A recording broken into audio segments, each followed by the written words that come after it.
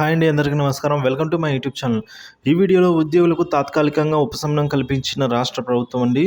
So ఏం ఉపశమనం కల్పించింది, ఎందులో అన్న వివరాలు అయితే పూర్తిగా ఈ వీడియోలో తెలుసుకుందాం. వీడియో అయితే ఎక్కడికైనా స్కిప్ చేయకుండా ఎండ్ వరకు చూడడం వల్ల ఇన్ఫర్మేషన్ అది పూర్తిగా అర్థమవుతుంది. అలాగే వీడియో నచ్చినట్లయితే లైక్ చేయండి. ఇంకా సబ్స్క్రైబ్ ఉన్నట్లయితే మన ఛానల్ని సబ్స్క్రైబ్ చేసుకోవడం ద్వారా నేను చేసే లేటెస్ట్ అప్డేట్ న్యూస్ అందరికంటే ముందుగా మీ వరకు అయితే రీచ్ అవుతుంది.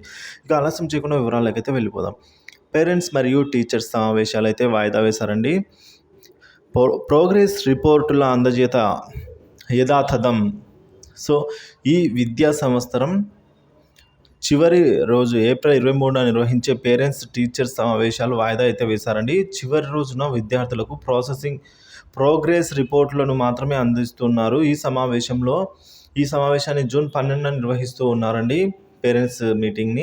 ఈ మేరకు పాఠశాల విద్యాశాఖ ముఖ్య కార్యదర్శి ప్రవీణ్ ప్రకాష్ గారు అయితే జిల్లా విద్యాశాఖ అధికారులను ఆదేశించారు. పేరెంట్స్ సమావేశంలో పిల్లల ప్రవర్తన, చదువు, పనితీరుపై చర్చించాలని సూచించారు. ఈ సమావేశాన్ని వాయిదా పడినప్పటికీ ఈ నెల 23న అయితే విద్యార్థులందరికీ ప్రోగ్రెస్ రిపోర్ట్ కార్డులు అందజేయాలని అయితే ఆదేశించారండి.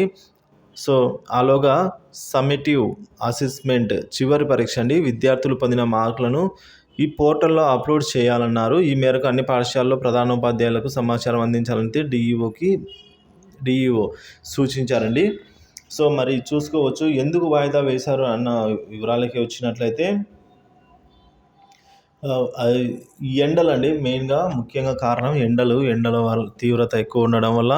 సో పేరెంట్స్ అంటే చాలామంది ఉంటారు కదా, ప్రతి పిల్లలకి సంబంధించిన పేరెంట్స్ అంటే అంతమందికి స్కూల్లో తగు ప్లేసు దొరక్క, సో ఎండలు ఎక్కువ ఇబ్బంది పెట్టకూడదు. సో దానివల్ల ఎండలు తగ్గిన తర్వాత జూన్లో చూసుకుందాం అని చెప్పేసి ఈ విధంగా పోస్ట్పోన్ చేశారు. సో దీనివల్ల తాత్కాలికంగా అయితే రిలీఫ్ వచ్చిందని అయితే చెప్పుకోవచ్చు ఉద్యోగులకి.